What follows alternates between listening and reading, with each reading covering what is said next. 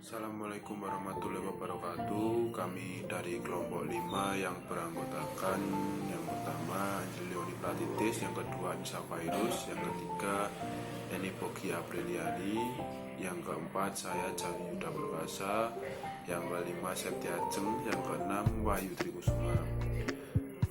Kami akan menjelaskan atau memaparkan hasil kerja kelompok kami dengan materi pelaksanaan bimbingan dan konseling di SMK. Baik, di sini saya akan menjelaskan mengenai pengelolaan layanan bimbingan dan konseling dan yang memiliki komponen sebagai berikut. Yang pertama, perencanaan layanan bimbingan dan konseling di SMK yang dilakukan dengan program yang berkelanjutan dengan maksud memberikan optimalisasi layanan kepada siswa yang disusun berdasarkan pada kebutuhan siswa, guru, kepala sekolah, dan orang tua siswa. Kesemuanya itu memuat kebutuhan fungsi bimbingan dan konseling. Dalam perencanaan bimbingan dan konseling di SMK disusun sesuai dengan pengelolaan yang tepat, efektif, dan berkesinambungan, serta terbuka kepada siapapun untuk menerima masukan tanpa harus mengubah program yang sudah direncanakan. Selain itu juga perlu mengatur waktu dalam kegiatan program bimbingan yang akan dilaksanakan. Pertimbangan dalam menjalankan atau merencanakan program bimbingan dan konseling yaitu diantaranya: yang pertama, mempersiapkan atau merumuskan program terlebih dahulu. Yang kedua, menyusun program sesuai dengan kebutuhan yang ada di lingkungan sekolah. Yang ketiga, melakukan koordinasi dengan tim atau dengan guru-guru, kepala program, pembimbing kelas, dan guru mata pelajaran. Yang keempat, menyusun dengan prosedur atau jadwal kegiatan pelaksanaan sasarannya. Komponen yang kedua merupakan pelaksanaan layanan bimbingan dan konseling yang dilakukan sesuai dengan sasaran dan kebutuhan, yaitu substansi, jenis kegiatan, waktu, tempat, dan pihak-pihak tertentu.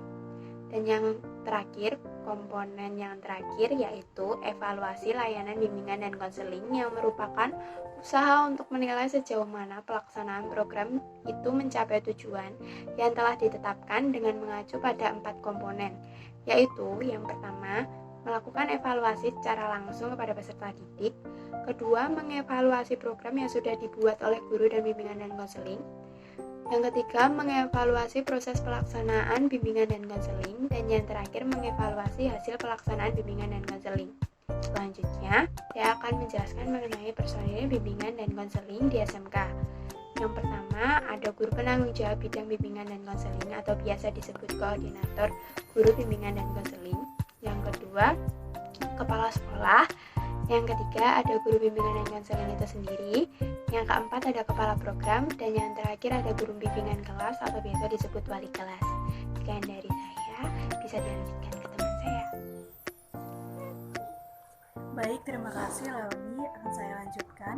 Untuk materi yang selanjutnya, saya akan menjelaskan tentang program bimbingan dan konseling di Sekolah Menengah Kejuruan atau SMK. Untuk program yang dilaksanakan di SMK mencakup program tahunan, program semesteran, dan program bulanan yang di dalamnya termasuk program-program mingguan dan harian. Penyusunan program bimbingan dan konseling di SMK ini dilakukan setiap awal tahun ajaran baru dan berpedoman pada ketentuan diantaranya sebagai berikut. Yang pertama, program bimbingan dan konseling disusun berdasarkan kebutuhan siswa yang ada di lingkungan SMK khususnya. Kemudian yang kedua, program bimbingan dan konseling harus menyesuaikan dengan kurikulum yang ada di SMK. Yang ketiga, program dibuat dengan sistematis dan tidak tumpang tindih. Yang keempat, program harus bersifat terbuka dan luas, sehingga mudah menerima masukan tanpa harus mengubah program yang sudah direncanakan secara menyeluruh. Yang kelima, program harus memungkinkan kerjasama dengan pihak terkait. Dan yang keenam, program dimungkinkan penilaian dan tindak lanjut. Salah satu program bimbingan dan konseling yang diterapkan di SMK yaitu adalah program bimbingan karir. Bimbingan karir sendiri adalah suatu proses bantuan, layanan, pendekatan terhadap individu agar nanti siswa dapat mengenal dan memahami dirinya, serta mengenal dunia kerja, merencanakan masa depan yang sesuai dengan bentuk kehidupan yang diharapkan oleh siswa, serta nantinya siswa akan dapat mampu menentukan dan mengambil keputusan secara tepat dan bertanggung jawab atas keputusan yang diambilnya itu, sehingga nantinya ia akan mampu bermakna. Terima kasih. Untuk materi yang selanjutnya akan dijelaskan oleh teman saya.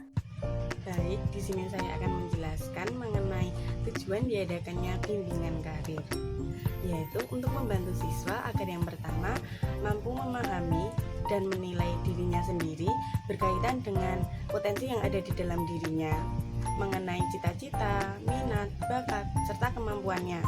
Lalu yang kedua itu ada memahami dan menyadari nilai-nilai yang ada di dalam dirinya serta nilai-nilai yang ada di dalam lingkungan masyarakatnya. Ini dimaksudkan agar peserta didik itu mampu memahami dirinya sendiri serta lingkungan sekitarnya. Lalu yang ketiga, mengetahui jenis-jenis pekerjaan sesuai dengan potensi yang dimilikinya. Lalu yang keempat, ada menemukan hambatan-hambatan yang mungkin saja timbul dan mencari cara untuk mengatasi hambatan tersebut. Yang terakhir adalah para peserta didik mampu merencanakan masa depan serta kehidupannya. Nah, untuk materi selanjutnya adalah layanan bimbingan karir.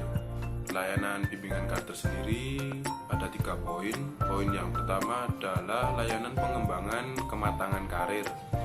Dan untuk poin yang kedua ada layanan pengembangan analisis peluang karir. Poin yang ketiga ada layanan pengembangan kemampuan membuat keputusan karir. Media bimbingan dan konseling di SMK. Modul penyusunan program bimbingan dan konseling komprehensif di sekolah menengah kejuruan efektif dalam meningkatkan pemahaman guru BK di SMK tentang cara menyusun program bimbingan dan konseling komprehensif serta meningkatkan pemahaman bagi guru BK yang kaitannya dengan konsep teoritis dan praktis bimbingan konseling komprehensif terlebih di SMK. Materi selanjutnya yaitu hambatan pelaksanaan bimbingan dan konseling di SMK. Dari beberapa jurnal yang sudah kami baca dan analisis, dapat kami simpulkan bahwa hambatan pelaksanaan bimbingan dan konseling di SMK ada 2.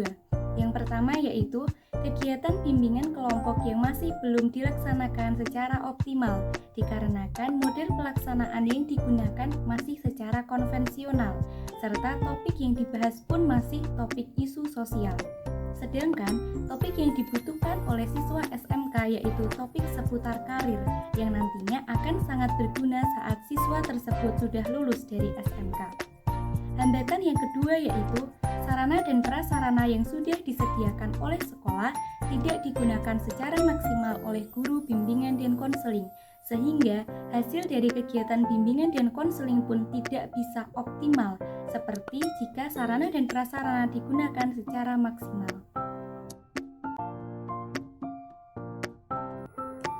Sekian dari kelompok kami. Bila ada kata yang kurang berkenan, saya mohon maaf. Wassalamualaikum warahmatullahi wabarakatuh.